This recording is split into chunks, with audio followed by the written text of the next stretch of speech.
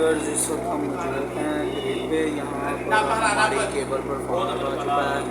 ये हमारी power cable है, इसकी वजह से डैमेज हो गई है और अब हम इसका हाईपार कर रहे हैं, हाईपार टेस्टिंग कर रहे हैं। हाईपार टेस्टिंग होती है ज़्यादा से ज़्यादा रेजिस्टेंस इसकी देखेंगे कितनी होती है। ये हम हाईपार कर रहे हैं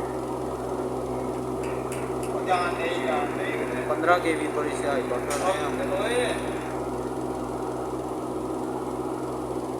हाँ ठीक है,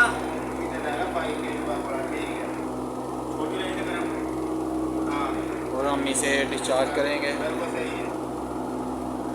ठीक है जी भाई, ओके करें।